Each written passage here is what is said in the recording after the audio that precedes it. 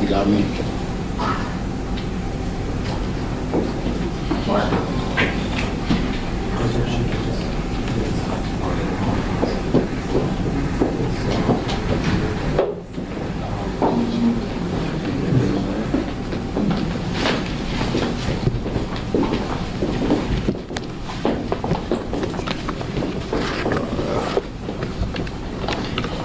Here.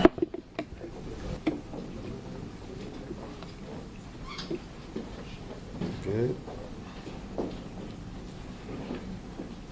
All right, thank you all for joining us today.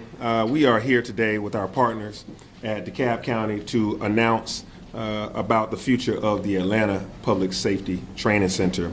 The Public Safety Training Center will be a vital piece of infrastructure that will serve the training needs of our fire and police departments and be a true community asset to our residents. The facility will be built on City of Atlanta owned property in unincorporated DeKalb County.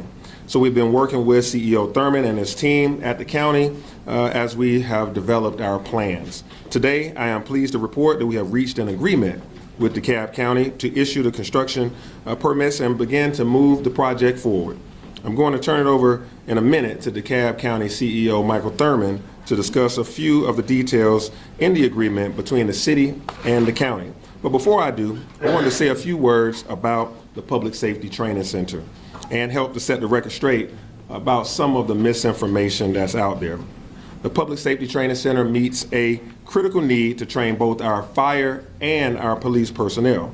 And so I've asked Fire Chief Smith and Police Chief Shearbaum to tell you a little bit more about the training needs that they have in just a minute. They will tell you that our current facilities are woefully insufficient to meet the needs of our public safety personnel and the demands of the community that asks for them.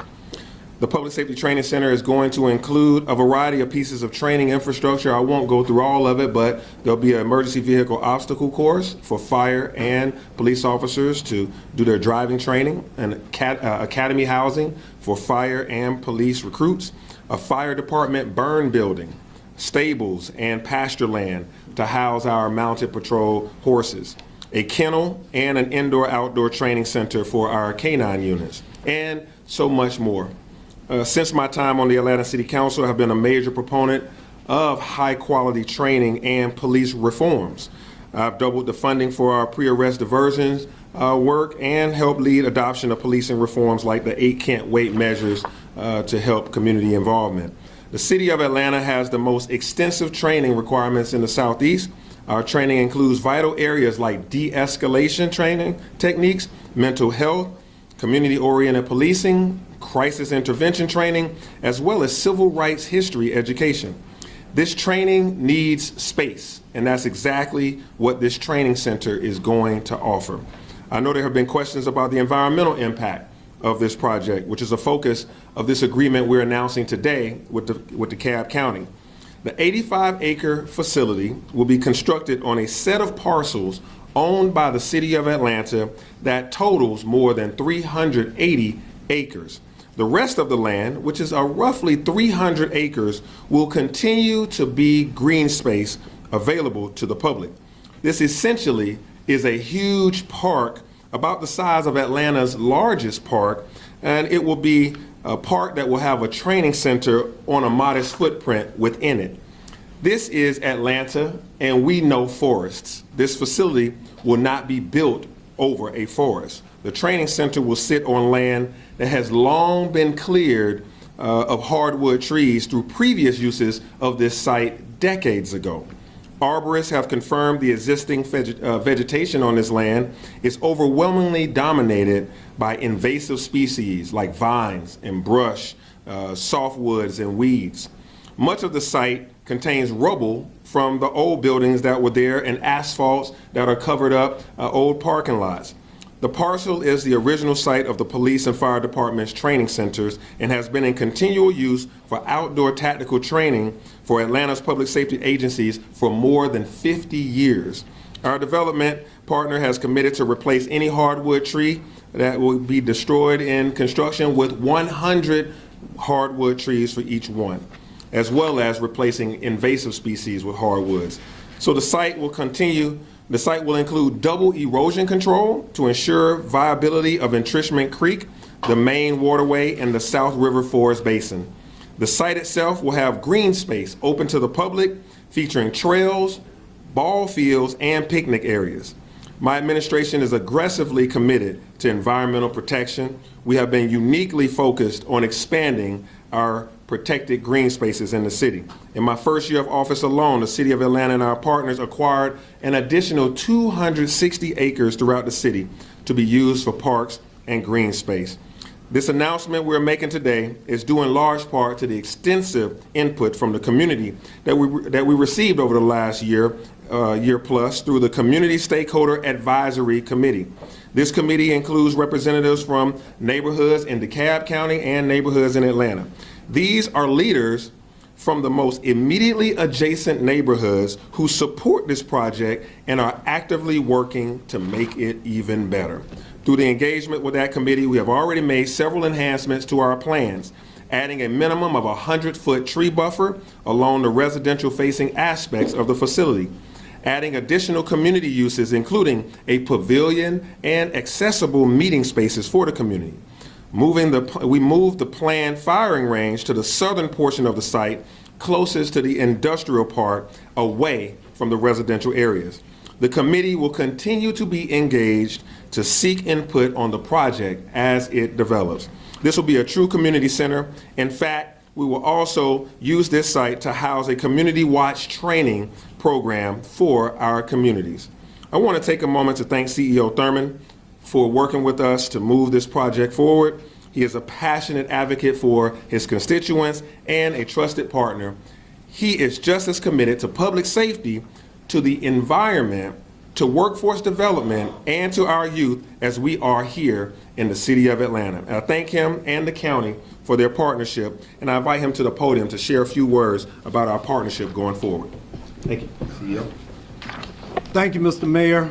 And let me say to Mayor Dickens and his staff, I want to compliment them for their openness, their honesty, their dedication to working towards, I think, a compromise of a solution that will allow the construction of the Public Safety Training Center to move forward, but more importantly, particularly from the perspective of the residents who for decades have invested their money and their time and their lives in that area, we will say, and we are saying to them, that we will protect the neighborhoods, the families, the individuals, and most importantly, we will protect the South River Forest Basin, which is a unique natural resource. There's nothing else like it inside of 285. And it was our #1 priority, along with protecting the residents, to protect this beautiful, beautiful forest. I'm encouraged that Mayor Dickens and his staff recognize the importance of doing just that, not just to protect this natural resource, but to enhance it as well. Let me go back for the land development permitting process. I want to say this. The land development permitting process in DeKalb County is an apolitical process. I was often asked during this time, Mr. Mayor, why can't we speed it up? And some people would ask me, did you make a call? My #1 priority was to protect the professionals in our land use planning and sustainability department, to protect them from any political interference or public pressure.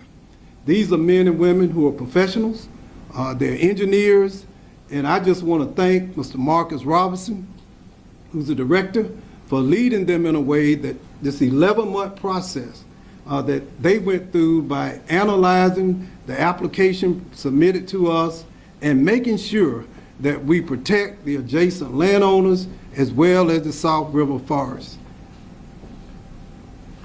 I must also acknowledge, I think the mayor mentioned the Citizen Advisory Committee.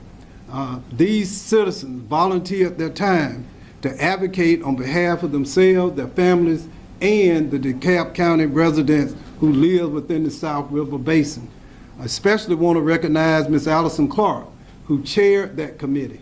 And they were honest, they spoke truth to power, and as a result of their efforts, we believe that the protections and enhancements went really above and beyond the development policies and procedures of our county. I also want to acknowledge Commissioner Larry Johnson as well as Ted Terry, who represent that area. Talked to Commissioner Johnson this morning. He has been an honest broker and advocate for this community. Let me just mention the 5 different independent third-party reports that were generated by our Planning and Sustainability Department that helped and informed them in this process.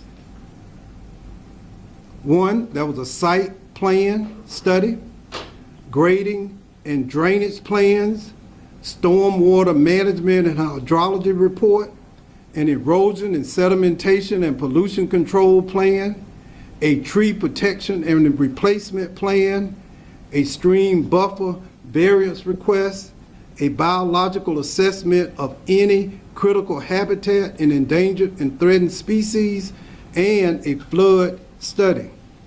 This is what informed and shaped our ultimate decision, which was to issue the land development plan. It wasn't politics, it wasn't political pressure, it was objective, professional assessments of the information that was provided to us. The mayor mentioned some of the enhancements that went above and beyond our land development policy. Very much encouraged by this, and very much encouraged that our partners will have this training facility. But we know something. The most, I think, impactful crime deterrent is the opportunity to have and maintain honest labor. A major part of the enhancements will encourage contractors who will be working under the direction of the City of Atlanta to hire residents in the community, as well as to access local businesses. I'm encouraged that the mayor and his staff have reached out to the public school district to create a cadet training program. The most effective crime deterrent ever created is honest labor generated by honest men and women. I believe that by moving forward with these initiatives, more protection for the community, more support for economic growth, sustainable growth, we will be able to accomplish great things. And the last thing I'll mention, that this agreement that you will have in your possession will encourage and support. We reached out to the Atlanta Regional Commission, CEO Anna Roach.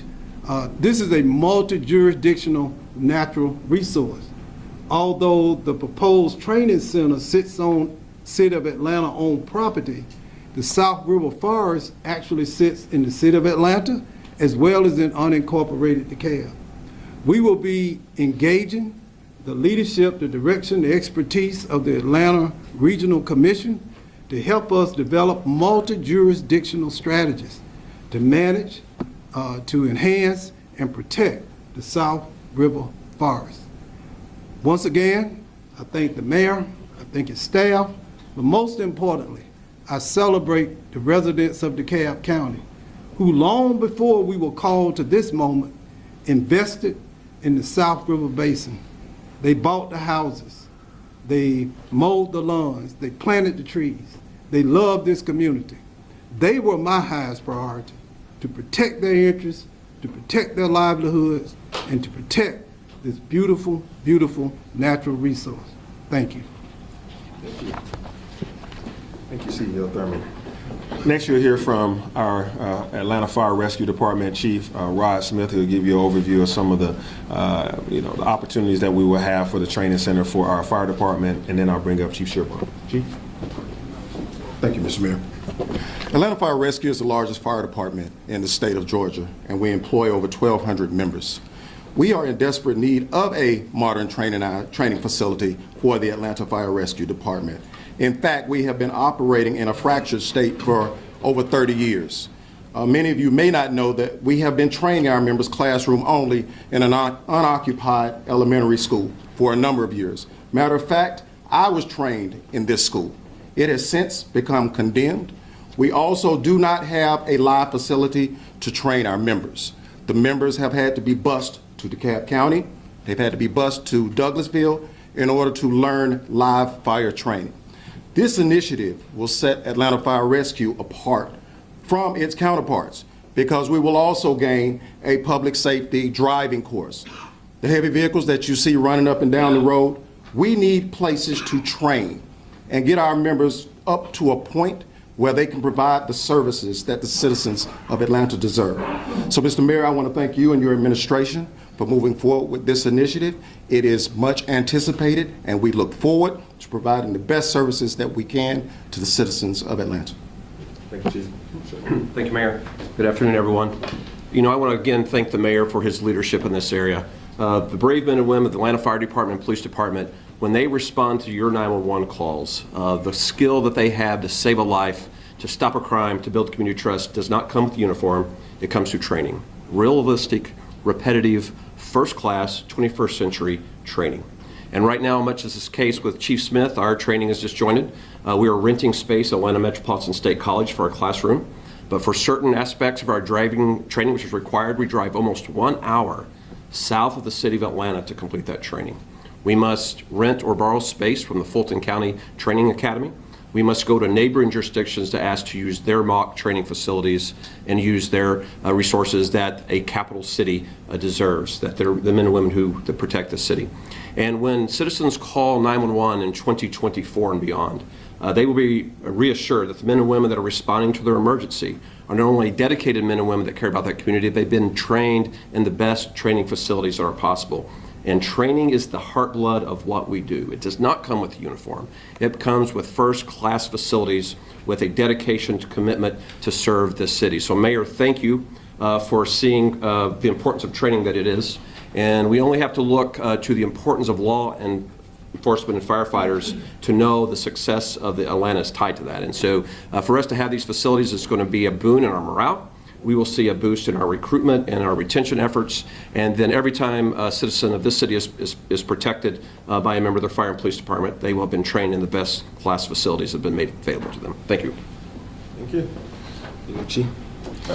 All right. So you heard from CEO Thurmond, you heard from me, you heard from the chief, both chiefs. Now I'll take your questions. Mr. Mayor, you say this facility will protect the environment while developing business around the area. How will it do that?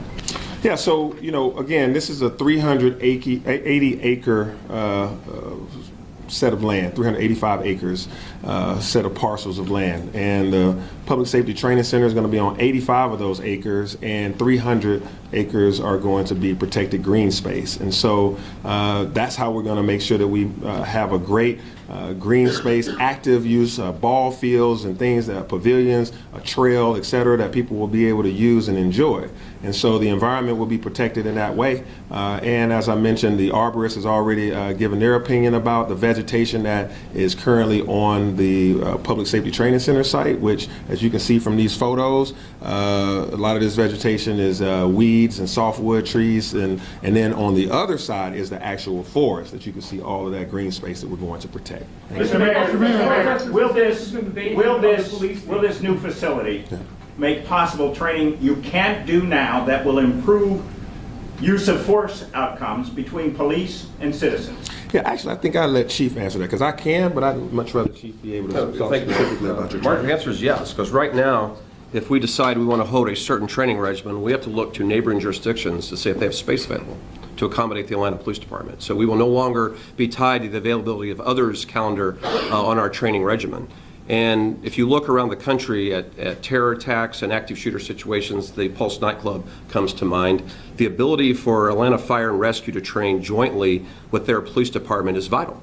And now we have to schedule around their availability and the availability of another agency to say, when can Atlanta Fire and Rescue and Atlanta Police train around these critical incidents? And so we will no longer be tied to that. Our availability to train in the sequence we want to will now rest in our hands. And so this is a good day for public safety for the reason you just pointed out and many others. Mr. Mayor, I'd like to ask you a question about... I wanted to say something about that. I'll get you next. I want to say something also about the emergency vehicle obstacle course. If you think about it right now, as Chief Smith was talking about those heavy trucks, we currently utilize space in shopping malls, old parking lots, and those property owners no longer want to allow us there because our trucks are so heavy that sometimes we affect their asphalt and concrete. So new drivers are learning how to drive a ladder truck or an engine on the city streets, and we just can't learn how to do these maneuvers together in the right kind of way. Chief, I don't know if you want to say more about that. No, that's correct. Okay, so yeah, so more. Mr. Mayor, But she was next. As a follow-up to the original, so do you guys have to use or pay to use these other spaces when you are having to train at other locations? And also, is there a commitment that is being made to not develop on the other part of the land? The second part is yes. We will not. We are making a commitment to not develop on the other side of the land. So the 296 to 300 acres will go protected so that we won't develop on it. But the question about do we rent space from other people? Right. It usually is dependent on the availability, so it's waiting until they can make it available to us. On rare occasions, we do have to pay to access for certain rental areas. Mr. Mayor, I'd like to ask you about the timetable question. for construction, as well as what other efforts will be used to protect the people, keep them safe, and the property on the site? Ask that again. The timetable for construction and what you'll be doing to keep safe the people and the property on the site. Well, we're taking one step at a time. Today, we're getting the land disturbance permit, and we will begin to start talking to our construction partners and just start making a plan to move forward. And you'll see as that goes, we'll make sure that we keep the site safe and that we move forward with construction, making sure that everybody's safe as that process goes on. Well, Mr. Mayor, I'd like to ask you a question about the advisory committee. Yeah. Because you've been talking about how its advice in the site planning had been crucial in terms of its environmental development. Commissioner Ted Terry in DeKalb County appointed Lily Ponitz, who is an environmental engineer, who immediately began to raise questions about the site development plan and the environmental studies that had been done. Allison Clark raised a fit essentially because she was speaking in public and had her removed from the committee. And then the committee began to essentially get packed by folks who were unwilling to make public criticisms about the development plan. Given this history of that advisory committee, how much can the public be assured that those committee recommendations were impartial, as has been asserted? Yeah, so George, I mean, some of that you stated was George's opinion and others' opinion that were fed to you. I'll tell you that 6 individuals were selected from DeKalb County and 6 individuals were selected from Atlanta neighborhoods. And I didn't pay attention to any of it because it was a community-led process. So from that point, I don't know who those people you speak of are and what happened, whatever decisions they made about their internal votes about who's the leader, who's not the leader, who gets in or out. They set their own rules of engagement. And we're here taking the recommendations to add a 100-foot tree buffer, the recommendations to add sidewalks, the recommendations to have the firing range move further away from the residential area, their hopes and aspirations as it relates to the parklands and the ball fields and the community space. All of that input is what I see on the paper here. I don't know who made which suggestion and which ones went in and which ones were favored. I just know that it was a community-led process that I didn't actually have any input in. Whatever came out is what's on this paper and what I'm communicating and actually what's in the MOU. Very quick Mr. follow-up. Mayor, these are protesters who called this site an invasion of the police state into the forest. Yeah, so, you know, the misinformation has gone far enough. This is a fire and police and community training facility. This will be a place where community policing, where collaboration between fire and police can happen, and also where all the things that in 2020, the nation, including this city, including this former city council member, called for additional training, community-based training. This is where that can happen. And so this process will take place. We'll develop this center. There'll be meeting spaces for the community. This is where your community and neighborhood watch programs will learn how to keep your neighborhood safe and things that we can do together. This is where we act out the things that we wanted to see in de-escalation training and community access to the police department and fire department. So I think that when you tell the truth about this, this is a collaborative effort as to how the city can then move forward with the community-based policing that the community wants. Got time for two more. Mayor, what's the status in the forest right now? Are there still people living in there? How is that? Yeah, so I don't know exactly what's happening in there right now. We did, and Chief, I'll let you speak to this in a second. So again, we own 385 acres, and then there's additional land that we don't own. There's other landowners over there, from a movie studio to other unincorporated areas. So individuals that are in the woods, they sometimes they're not even on the city of Atlanta's property, so it's not something that I definitely have any direct understanding of. So I think we went in to be able to get folks that were in the woods starting fires, and there were some tires that were burning and some other things, and so we had to go in there and ask those individuals to leave, and that was a collaborative process. So I don't know, Chief, do you know what the status is of individuals right now in the adjacent forest to our property? Yeah, as of this time, everyone has availed themselves of our request to vacate the area, and we do not believe there's anyone there at this time.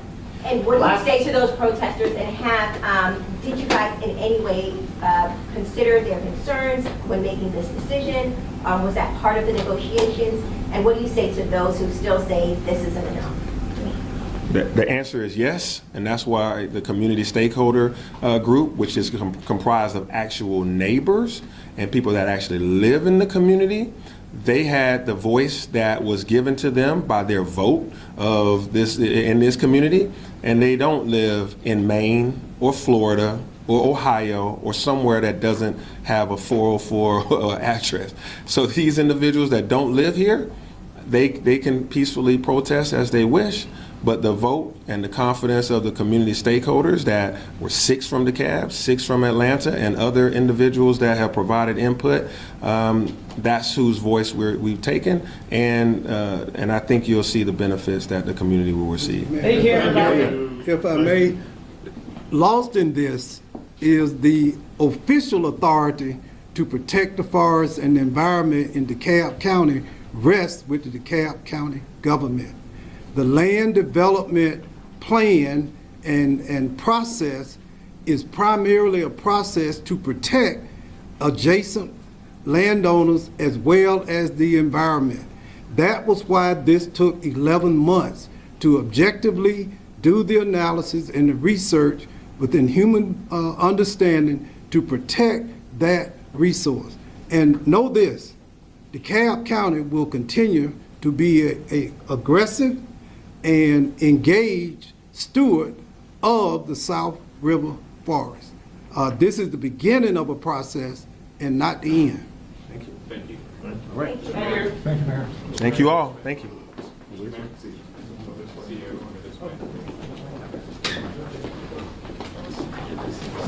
Please hold media for 1 second.